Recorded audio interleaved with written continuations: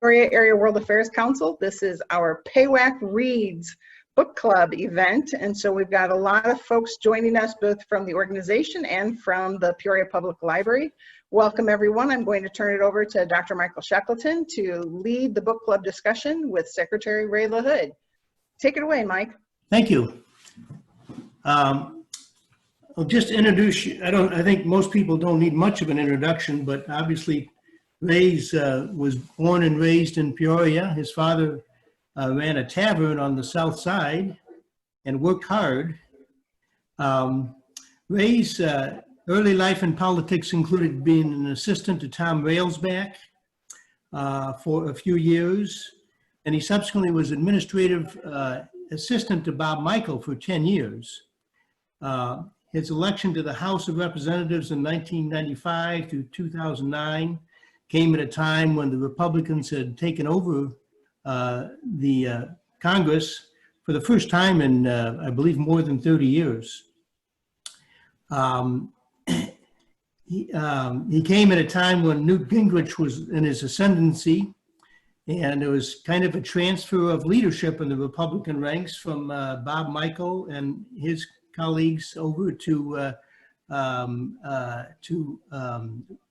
Newt Gingrich. And of course, that was the time of his contract with America, which Newt Gingrich successfully engineered to try to get most of or all of his Republicans to sign. However, it also is associated with increasingly strident and hostile behavior among many members of Congress, and this was pretty well recognized and of great concern to Ray. It's also a time of the impeachment of William Clinton, which Ray presided over a little later on. And of course, the 9/11 terrorist attacks, the most prominent event of that era. The atmosphere in Congress included constant attacks, opposition research, and a general decline in civility. And this became combating this became a major concern of Ray's. And together with a few other congressmen, there were attempts to improve the atmosphere in Congress, and it had some short-term benefit, but that could not be sustained, as we know from history. And I wonder, Ray, if you could describe the situation a little better from your standpoint, your bipartisanship in Congress. Well, Mike, thanks to you and Angela for organizing this event. I know when you originally called me more than a year ago to be a part of the World Affairs Council Book Club activity, we had hoped to hold this at the Peoria Public Library North facility, and obviously events, the COVID-19 events and coronavirus and all of that have really inhibited us from gathering together. And so I'm delighted that we've been able to accomplish our goal of talking about the book and maybe other current events too, if time permits, via Zoom. So thanks, Angela and Mike, for organizing this. Probably towards the end of my time in Congress, I decided, along with Frank Mackaman, who I believe is on this Zoom call today. Frank is the executive director of the Dirksen Congressional Research Center, and I had seen a number of articles that he had written about Everett Dirksen, publications, some rather lengthy, some not so much. And I knew that he was a very good writer and a very good wordsmith. And I thought that it was important to really put in writing some of the most historic events that I believe have taken place in the history of our country during the time that I served in Congress from 1995 until 2008. 2009 is when I left. But for example, Mike mentioned the idea that after 40 years of Democratic control, the Republicans took control of the House as a result of the 1994 election. Speaker Gingrich became Speaker. Bob Michael had announced his retirement, and I had the good fortune of running for the job and getting elected in the 94 election. Gingrich ran a national congressional election. And what I mean by that is the contract with America was his idea to put out an agenda for the American people that every Republican member of Congress would run on.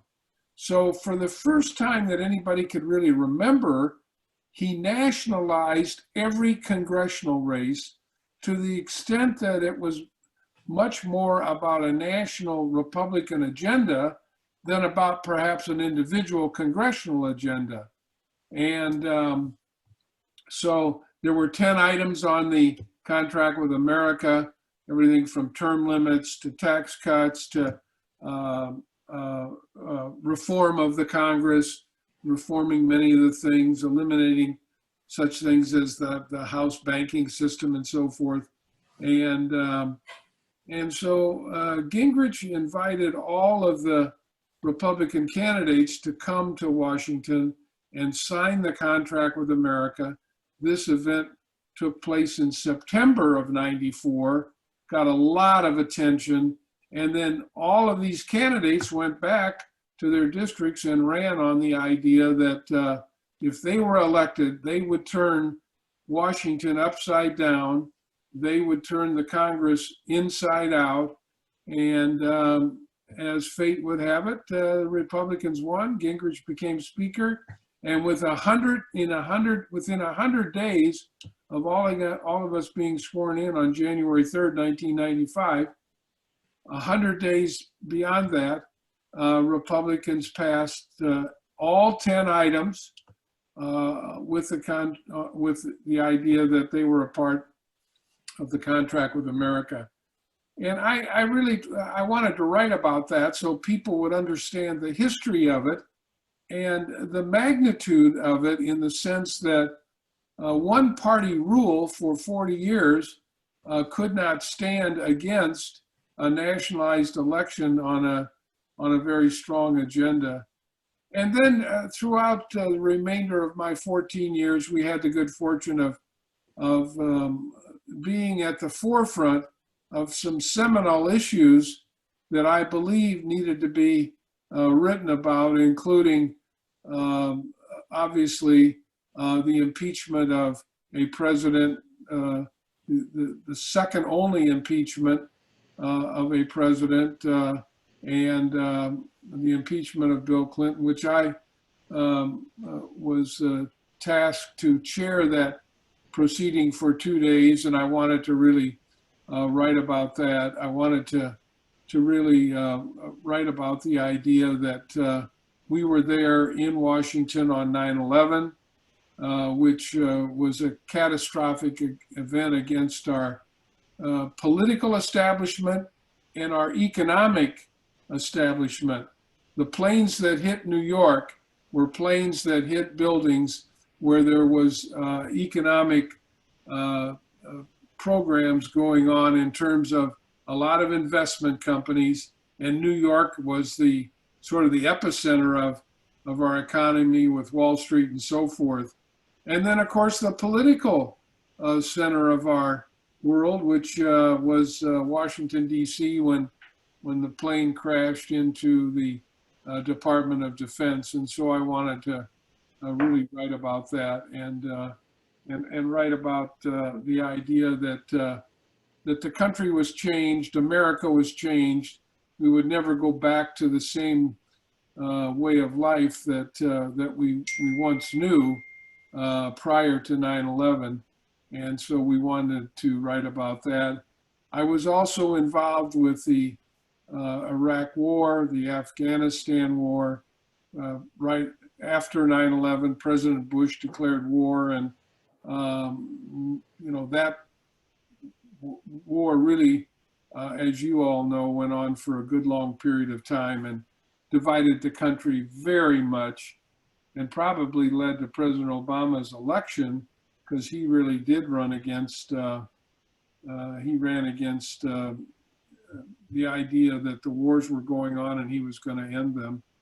And then we also wrote a lot about our ability to really try and bring people together, some of which was successful, being the co-chairs of 4 bipartisan retreats, getting members of Congress and their families to get to know one another better, to really understand the nature of the jobs that people had and the influence that family and districts could have on the job.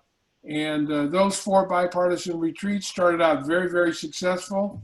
The first one, we had over 200 members of Congress, 150 spouses, over 100 kids. We met in Hershey, Pennsylvania, and people really did develop wonderful relationships and friendships that really lasted well beyond Congress.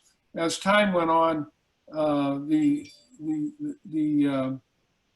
participation in those waned a great deal, and so we wrote extensively about that, and so that's really the essence of the book, was to really talk about some of the most historic things that took place, and my involvement with them. In the book, I write about the fact that we all live in one of the most historic congressional districts in the country, once represented by Abraham Lincoln. Of the 20 counties that I represented, 7 of those counties were represented by Abraham Lincoln for 1 term, and prior to running for president.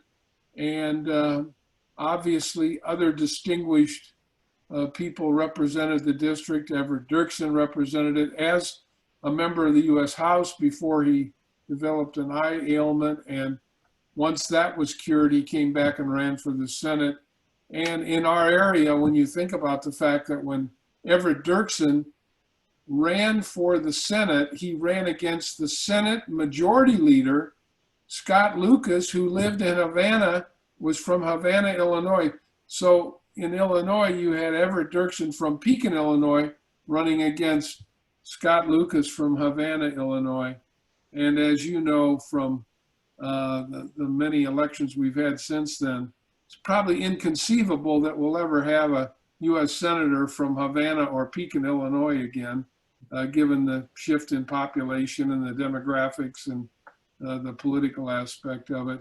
And then, of course, Bob Michael, who represented the district for 38 years and was the longest serving Republican leader. Everett Dirksen was also the Republican leader in the Senate and worked very closely with President Johnson to pass the Civil Rights Bill. And here you had a senator from a very conservative area, and a conservative himself, and from Tazewell County, and the idea that he would work with a very liberal Democratic president. It speaks a great deal, and I talk about this in the book, that our area has had some very strong bipartisan leadership. Obviously, Abraham Lincoln and his ability to bring the country together at a very difficult time during the Civil War. Everett Dirksen working with President Johnson, Bob Michael working with a number of presidents, but certainly when he was Republican leader, he worked with a lot of Democrats to help Ronald Reagan pass his agenda over 8 years. The whole time, almost the entire time, the Democrats controlled the Congress. So, and then our stewardship of the district, 14 years, 12 of those years in the majority, 2 of those years in the minority. And we also talk about our time in the Obama administration, And, you know, to put it bluntly, it was my friendship with then Senator Barack Obama and Rahm Emanuel, who ended up being President Obama's chief of staff. And Rahm and I served in Congress together from Illinois, him from Chicago, me from Central Illinois, and we became very good friends. And when Senator Obama gets elected senator from Illinois, he and I become friends, and he offers me an opportunity to serve in his cabinet as Secretary of Transportation. I'm very proud of the friendships I had with both Rahm and then Senator Obama and then obviously President Obama.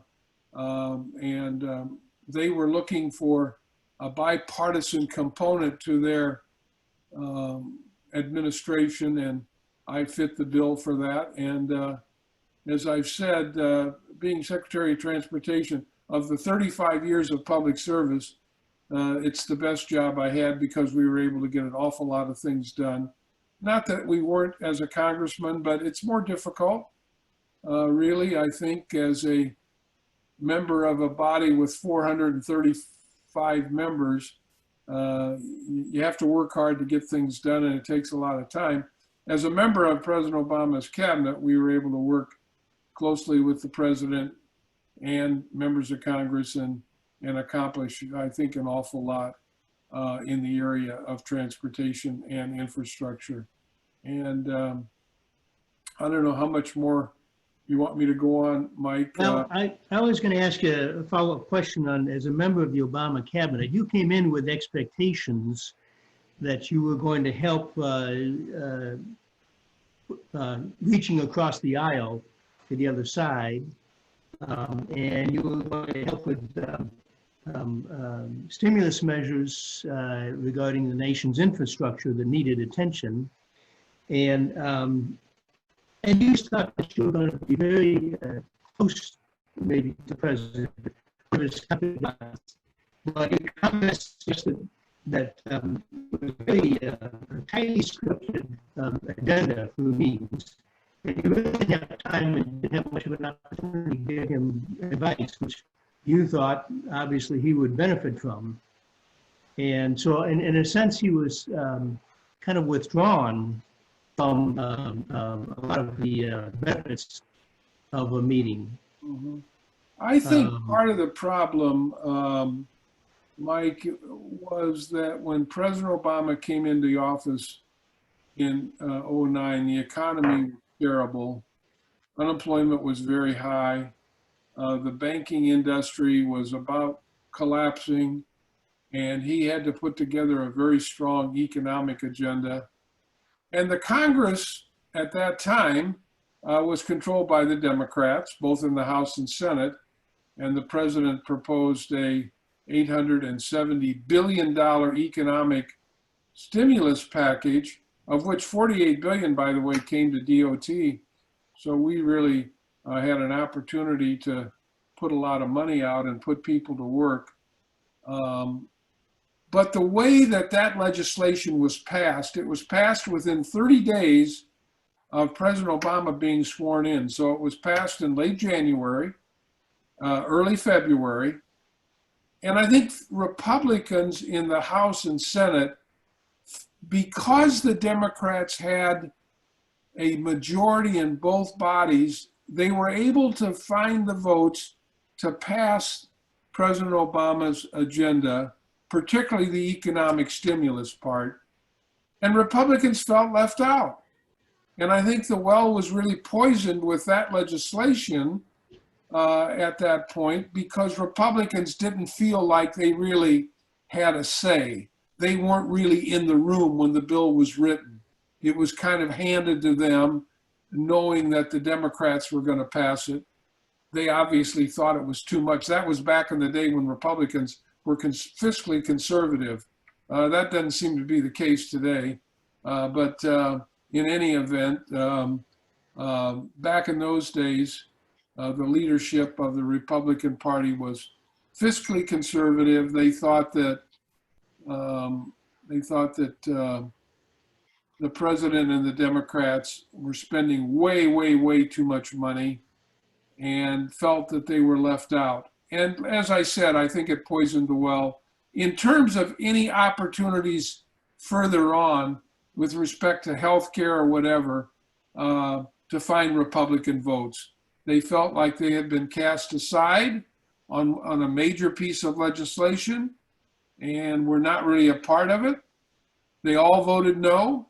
No Republican voted in favor of it, and it ended up being very distasteful for Republicans then to support President Obama, and for people like Ray LaHood to find Republicans to support the rest of his agenda. So it made your job more difficult. It made my job as a Republican trying to talk to my former Republican colleagues to favor or to vote for legislation more difficult, no question about it. Okay. Can I just ask, Mike, I know Frank is on this call, and let me just ask him if he thinks there's anything I left out that I should have highlighted. Frank, can you think of anything that we should have mentioned here that'll stimulate some questions? I think you've covered the subject very well. A couple of things I would add is in terms of when one reads that book, I think you get a pretty straightforward appraisal of the situation. So for example, Ray does not pull punches when he disagreed with the Obama administration. And this discussion you've had about the stimulus plan is the perfect example of this. So he's recruited to play, in addition to the role as a cabinet officer, as the bridge between the Democrats and Republicans. And yet he has his knees cut out from under him almost immediately. He also is pretty clear in the book about the disagreements that arise within the Republican Party, partly in reaction to Newt Gingrich's style of leadership and his sense of what a minority party needs to do to get and retain the majority. So I think those, and then finally I would say, one of the most fascinating sections of the book to me was the effort to introduce or reintroduce civility to the institution.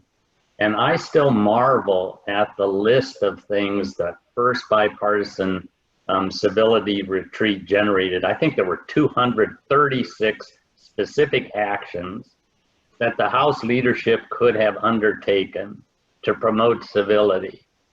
And when in today's time, we try to figure out what needs to happen for civility to occur in Congress, one really only needs to go back and look at that list of 236 items and begin to work on them. That's enough from me for now. Thank you, Frank. From my reading the book, it seems that two personalities made it impossible to develop bipartisanship. And the first was Gingrich, who was very successful until he got into trouble with some ethics violation. And the second one was Nancy Pelosi on the other side. And both of them have a harsh, bring a harsh attitude to the table and are uncompromising. And they run over their opponents. Is that Well, I think statement to make? To your point about Pelosi, Mike, I would say this. Pelosi and Rahm and President Obama and probably others in the White House knew that they had the votes to pass about anything they wanted to pass. In the first 2 years, they had the votes in the House and they had the votes in the Senate, i.e., they passed an $870 billion economic stimulus bill. They passed some other reforms to try and get the economy going. I mean, Pelosi knew that she had the votes to do what she wanted to do. And frankly, she didn't have to have too many meetings with, the Republican leadership to try and, get their votes. And I think at that point, even though President Obama really would have liked to have been able to reach Republicans.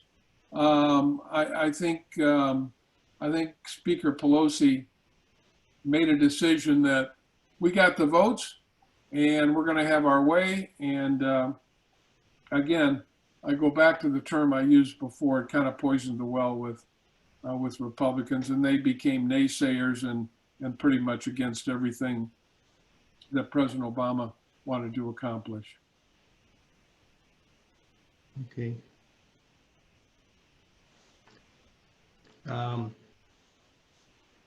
You were appointed to the House Permanent Select Subcommittee on Intelligence, Right, actually just not too long before 9/11, a couple years before. right. And that was ultimately determined, I believe, to be a failure of intelligence. Is that a safe thing to say? Fair to say that? I think that, well, first let me say this. It was a great honor to serve on the Intelligence Committee. And I think the fact that a lot of people in my district didn't even know I was on it meant that I was probably doing the job the way it was supposed to be done, which is, you know, to gather intelligence, to listen to the leaders of the intelligence community like the CIA, National Security Council, National Security Advisor, and so forth, and try and provide some oversight.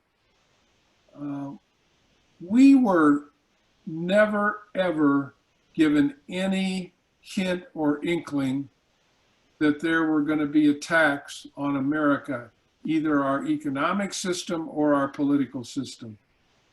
We had no clue. We were completely stunned to a member of the committee, every one of us, when 9/11 happened. And both the House committee and the Senate committee became a 9/11 fact-finding committee after 9/11. And I was a part of that. We wrote a report. The report is available. And I think we were all just stunned that nobody in the intelligence community knew that there were people in Florida, in this country, with illegal passports, taking flying lessons with the intention of flying planes into buildings in Washington, D.C. and New York. And we were all shocked by that. And a very, very tough lesson, really was. So being on the Intelligence Committee was a great opportunity for me to really get ensconced in foreign policy and international policy. And I learned an awful lot. I traveled a great deal and visited with our CIA offices around the world. And it was a great learning experience for me, and a great part of my career, really. Mm-hmm. As head of the Department of Transportation, you probably don't realize that you had, what, 55,000 employees? Right. And a budget of $77 billion. And I would think it would be kind of stressful. Well, look at that. Being secretary was a big job. It was an important job, and it was particularly important right after the Congress passed the economic stimulus, because, as I said, we got $48 billion immediately over and above our regular budget, and we were intending on spending that within 2 years to get the economy moving, to get people to work on projects in the states, whether it was building roads, bridges, helping transit districts. And we had great partners all over the country, in governors and mayors, that were very, very helpful to us in our ability to use that money and spend that money. None of that money stayed in Washington. It all went out to the country. People used it, governors used it, mayors used it, planners used it, transit systems used it. It also included $8 billion for high-speed rail, which had never, ever been allocated any money. It was one of the things that President Obama and Vice President Biden, frankly, really wanted to jumpstart the opportunity to not only help Amtrak, but also to help states that wanted to implement more rail in their states. So we not only had the $70 billion and the 55,000 employees, we had a great team of people that helped us. The career professional people at DOT were just tremendous in helping us make sure the money was spent correctly and everything was done correctly. And so it was a big job, but it was a very important job in the sense that we were helping get the economy moving again by putting people to work, building roads, building bridges, assisting transit, and starting to implement the President Obama's vision for high-speed rail. And I think we accomplished an awful lot. We visited all 50 states while we were secretary, 225 cities, 18 countries looking at high-speed rail. And again, really tried to make a difference in terms of putting people to work and really energizing the Department of Transportation as a part of the economic stimulus. You had significantly a plane crash, I think, earlier in your administration. Colgan Air. Yeah, Mike, we wrote about that, and it was probably the worst day on the job when I received the call that the Colgan air crash occurred in Buffalo, New York. And the saddest part about it was a very cold day in Buffalo. The plane had taken off in South Carolina, 48 people aboard, and all 48 of those people believed they were going to land in Buffalo safely. And while the plane was approaching the Buffalo airport, ice began to develop on the wings, and the pilots were not trained properly to deal with that. And subsequently, they did the wrong kind of maneuvers, and the plane crashed and 48 people perished. Actually 49, one person perished on the ground. And what happened after that, the only good thing that happened as a result of that is that we implemented at the department, the FAA is a part of DOT, we implemented at the FAA some very, very strong pilot training programs that didn't exist. And we also implemented some different rules and regulations for rest. Both of these pilots had flown from their home in Washington State to South Carolina. So before they ever attempted to fly the plane, they had spent almost 6 hours on an airplane getting to the, where they were launching the plane to go to Buffalo.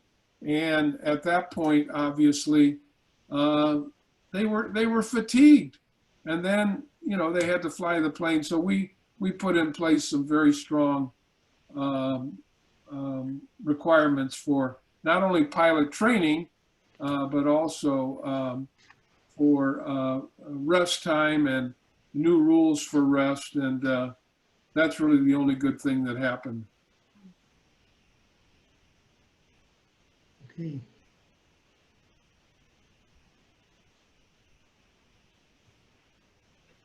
Are there any other questions? Anybody that's on have a question? How do they? There are questions in the chat, and I would like to offer one now. Kate Eisfeld asks, first she thanks you, and then could you provide a description of an alternative route to the way President Obama and the Democratic congressional leaders pushed the economic stimulus package through. What are the takeaways for future leaders in regards to getting the opposing party on your side when you numerically don't need their votes? Well, look, it's a great question. And the part of the answer is when President Obama was campaigning, he campaigned on the idea of bipartisanship, of working with people from both parties. He campaigned on the idea that America is not red or blue. You know, America is red, white, and blue, and that he was going to bring the country together and get the country to work together on solving our problems. Boom, as soon as they arrive in Washington, they figure out that they have the votes to pretty much do whatever they want to do.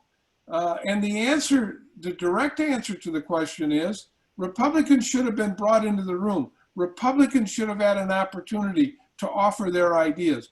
You can put forth a proposal and lay it on the table, and then get the Republicans in the room to say, what are your ideas about this? What would you change? What would you amend here? And then try and incorporate some of their ideas into the legislation. And you know, I think you know, again, the criticism of passage of Obamacare was that, again, they had the votes to do it, and Republicans just, you know, their ideas just didn't seem to make that much difference. And so all the different iterations of healthcare really came about as a result of them trying to assuage to get the votes of their own people in their own party, some who were conservative, didn't like some of the things they were promoting. Excuse me. So the answer is bring people into the room, let them share their ideas, and then try and incorporate some of their ideas. And look, at all of you have been involved in some way or another in the community, on the school board, the library board, the church board, whatever board you serve on, the World Affairs Council board or whatever. And everybody doesn't agree in the room, but what happens is people listen to one another, people pay attention to one another, and then people's ideas are incorporated and a consensus is formed. So compromise and a consensus have to be a part of the legislative process if you really want to get the right solution to problems.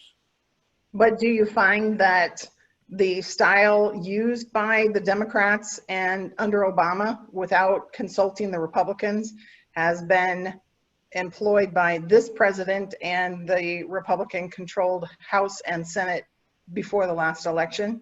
Of course. So how do we like a group of children, can we put them all in a room and, well, like you did, is there any likelihood of arranging the kinds of weekend gatherings that you talk about in the book, where you brought both Democrats and Republicans together to get them to understand we're all human and we're all in this together? I think that you have to elect people who have as their agenda using the process of Congress so that a majority of the members have some say in major legislation. That's the way it was done during the leadership of Bob Michael and Ronald Reagan, during the leadership of Everett Dirksen and Lyndon Johnson. I'm sure many of you have read Doris Kearns Goodwin's book, Team of Rivals. Obviously, Lincoln used that same kind of approach. He brought in to his cabinet people that had run against him for president and were vying for him for the office of president. And that kind of thinking has to be brought back in to the process, but it only can be done by people who are in the process. So we need to elect people who want to make sure that a majority of the views of both people, both parties are heard. And it gets to be very difficult. I would say this, I would say part of the problem also is politicians today are influenced a lot by social media, a lot by the cable news channels. Look, there's now 5 or 6 or 7 24/7 cable news channels. And you all know there's not enough news out there for 7 24/7 cable news channels. Social media also plays a big role in what people say and think. And it's been a detriment in really getting people together. Back in the day when I was first running, back in '94, I would travel around my largely agricultural district and meet a lot with farmers. And what they would tell me is that they've been up in their tractor, either planting their crops or harvesting them, and on their radio, they'd be listening to Rush Limbaugh. And think of now the vast expanse of that multiplied how many times over while people are listening to their radios, and now obviously with the advent of cable news. So look, I don't want to blame it all on the media. What I'm saying is we need to elect people who understand the system, that compromise is not a bad word, that you have to reach a consensus, that many of the big problems that have been solved in our country have been solved in a bipartisan way. Well, very good. From your lips to all of their ears. But one of our questioners in the chat is the NPR listener. And he says, recent discussion on NPR indicated there are over 3 pharmaceutical industry lobbyists for every member of Congress. Is lobbying a problem, and how do we counteract the influence of lobbyists on legislation?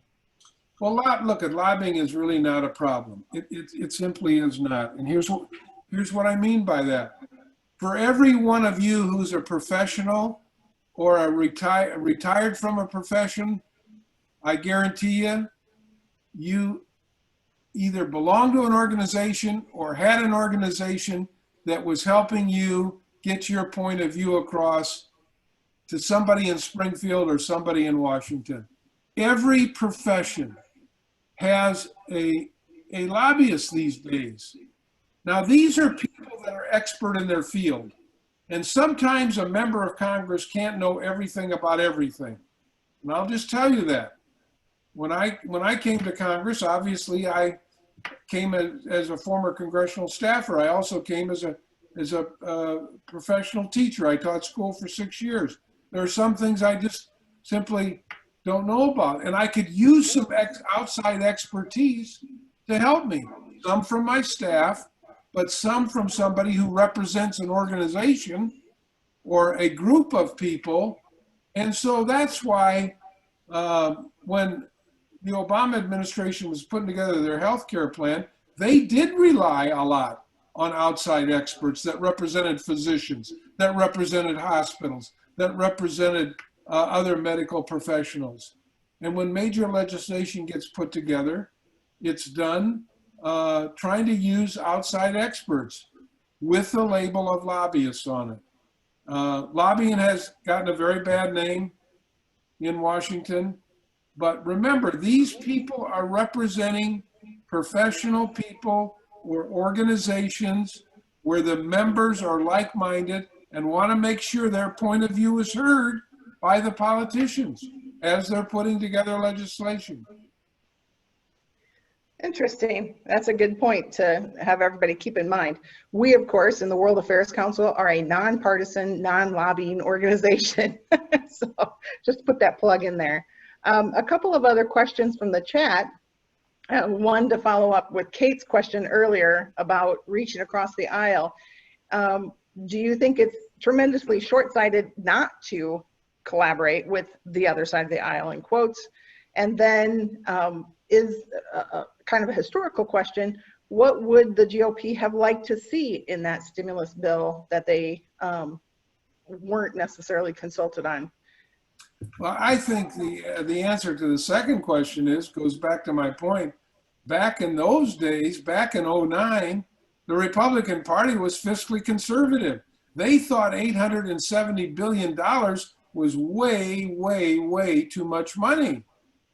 And there was a lot of criticism of kind of turning a blind eye to the banking industry which had caused an investment industry, which had caused a lot of the problems for the crash of our economy. And even though there was some bank regulation in there, I think people felt that the banking industry's feet should have been held to the fire more, so to speak. I think those, those points of view maybe were not always taken into account in a way that would have reflected the point of view of Republicans. Now, obviously, Republicans today could care two hoots about fiscal responsibility, it's not even an issue. And here we are going to spend, Congress is looking at spending another $1 trillion. I mean, obviously our economy's in tough shape, and COVID-19 has, contributed to a lot of the unemployment and closing of businesses and so forth. But you don't hear any debate about fiscal responsibility and reining in spending and so forth. To me, that was the difference. What was the first part of that question? I'm sorry, I didn't answer that part. I'm sorry, I blended two together. Is it short-sighted not to collaborate with the other side of the aisle? Of course, it's not only short-sighted, it's long-sighted. I mean, the kind of dissension that it causes and the kind of acrimony and then people really, not only become out of sorts, they really hold it against people in the other party and other leaders, and it causes a great deal of division. There you go. Another question, if you have, or anybody else has, again, another listener of NPR, Kate wonders if anybody has heard of the Dutch concept of polder. She has spelled it P-O-L-D-E-R, that she heard on NPR this week. It's a process of reaching consensus in small groups through discussion and working it out. Could it be effective here in the United States? It's a Dutch concept. Can we learn from something like that? I'm sorry, I'm not familiar with that. If to be honest with you, I haven't heard the term and I haven't heard of the technique, so I'm probably not the right person to answer that. I draw a comparison though with your practice of gathering groups together. Maybe you weren't working on politics when you were having hot dogs and hamburgers, but you were working on consensus building, that there's a way to find common ground when you know somebody, rather than, somebody across the room that you can point your finger at and say, oh, that's somebody from the other side, I don't have to talk to them. So I think you were probably practicing the polder model, you just didn't know it was called that.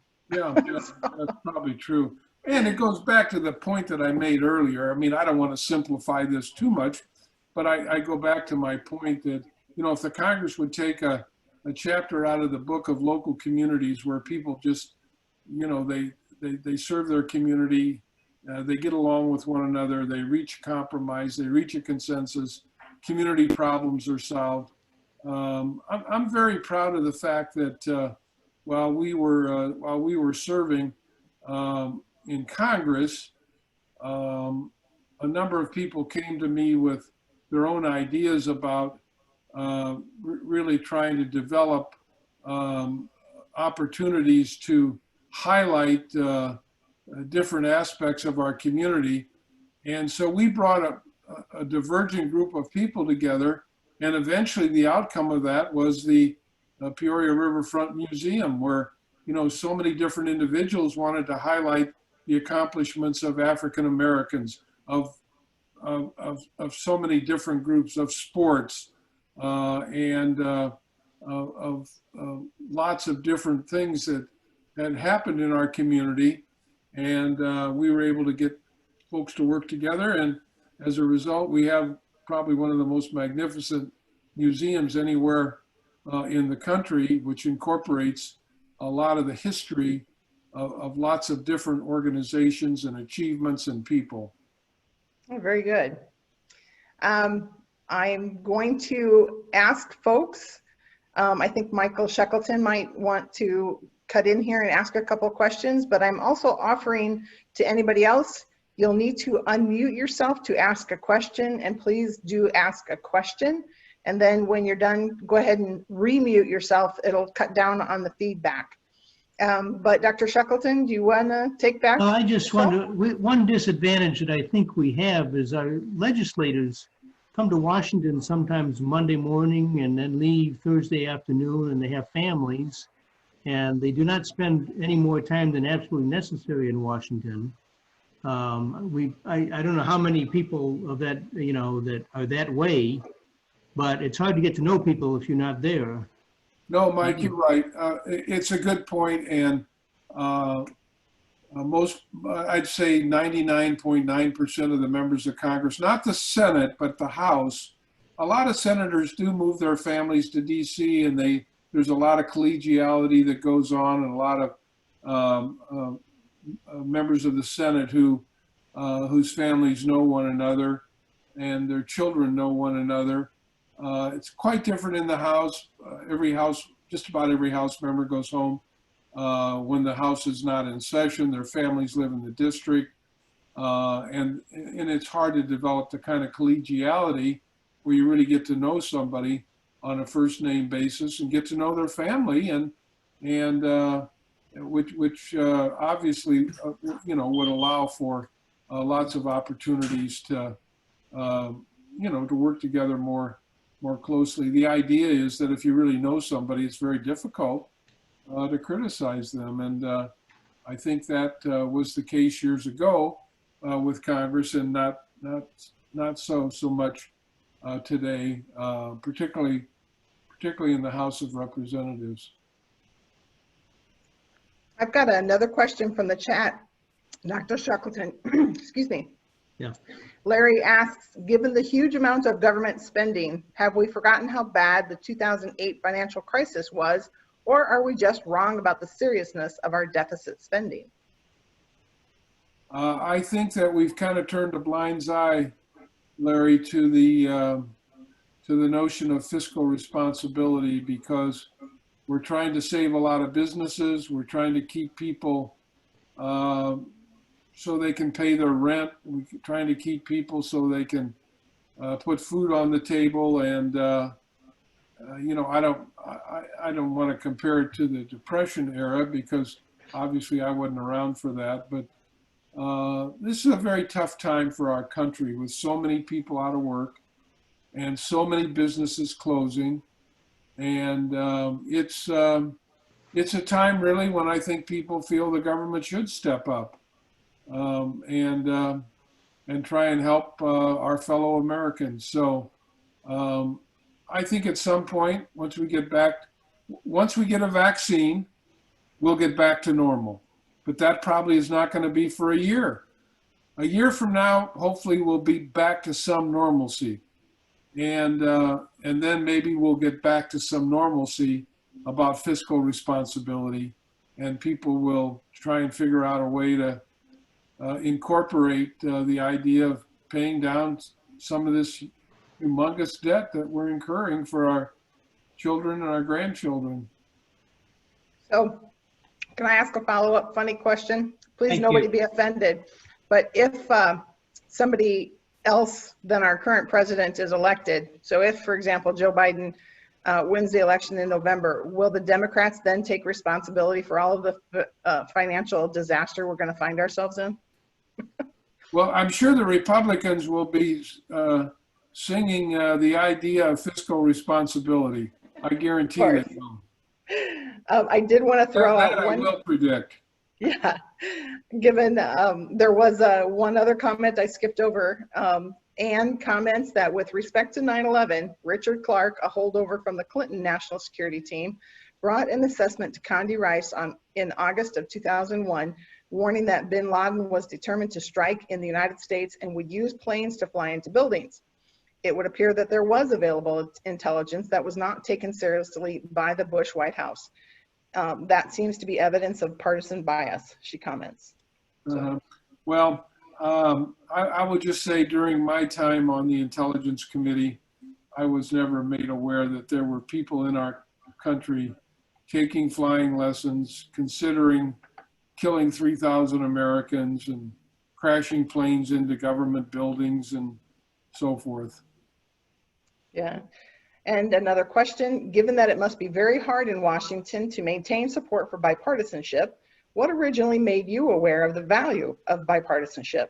What factors for you as an individual led you to this position of valuing bipartisanship?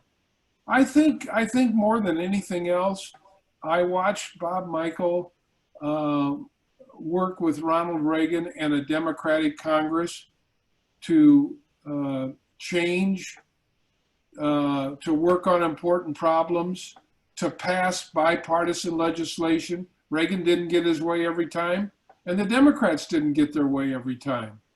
And I also watched Bob work as Republican leader with George Herbert Walker Bush, President Bush 1, on issues of budget, issues and fiscal issues.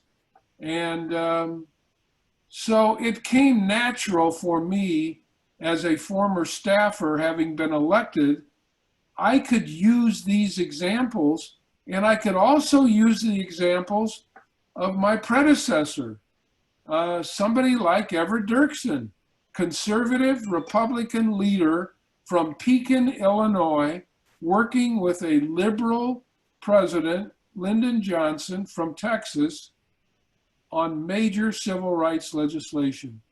That civil rights bill would not have passed if it hadn't been for Everett Dirksen being able to talk to conservatives from the South and persuading them to vote for it. And when you look at the big issues that have been solved in America, almost always they've been done in a bipartisan way. I watched John McCain work very hard in the Senate to pass comprehensive immigration reform and got 67 votes in the Senate for a comprehensive immigration bill. And it came really from my own experience of watching people who made it happen, made the system work, in spite of whoever was in the majority. Good. And go ahead. And if you don't mind, I'm going to put a little plug in here. There is another book that you all might want to take a look at. It's called Robert H. Michel, Leading the Republican House Minority. And Frank Mackaman organized a couple of different authors, including himself and Sean Kelly. This is a very good book that talks about Bob's time as leader, how he came up to his leadership post, and how he really provided the leadership. And you might want to even engage Frank to come on one of these opportunities to talk about that book. It's I recommend it, and I if you want to call the Dirksen Center, I'm sure they'll be happy to share the book with you at whatever the cost is. Excellent, thank you. Dr. Shackleton, did you have another question? No, I think that should be it. I have a question. A very good discussion. I have enjoyed this. I think we have a couple in the peanut gallery, we'll call them. Go ahead, Bernie. Ray, you lived through one impeachment, and you've just witnessed another impeachment. With all these years of experience and having been on the inside there, do you have your views on the process of impeachment changed? Well, look, impeachment is a political process. It was clear when we impeached Bill Clinton, this is something that Speaker Gingrich was leading the charge on and persuaded Henry Hyde to hold hearings, and they came up with articles of impeachment.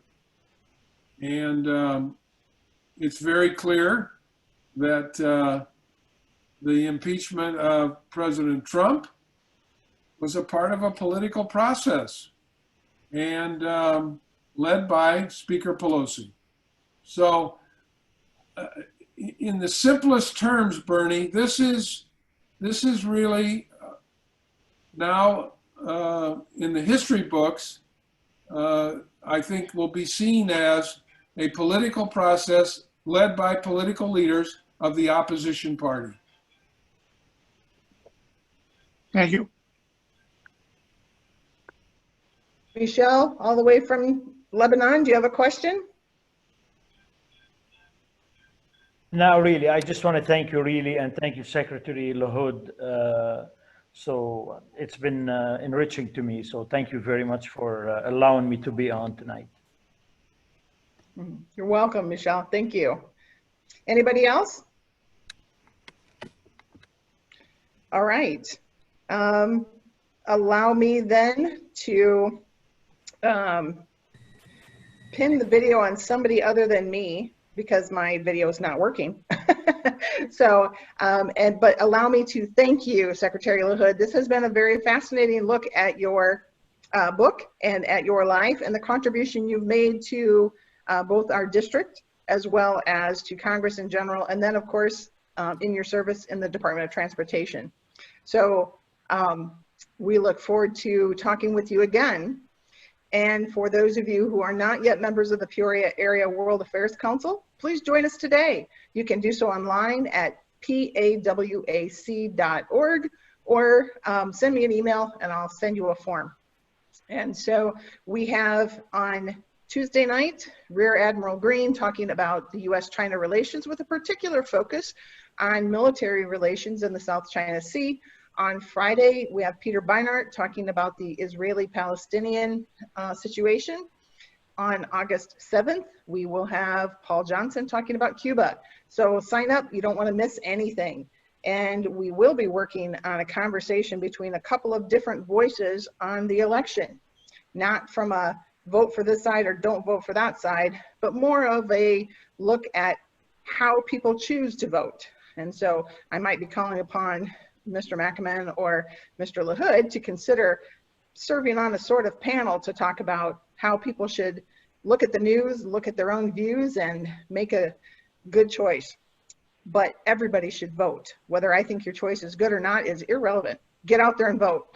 So with that, unless anybody else has anything, thank you all for joining us. Michael? Yeah. Thank you very much. Thanks, Nice. everybody. Have a wonderful afternoon, everyone.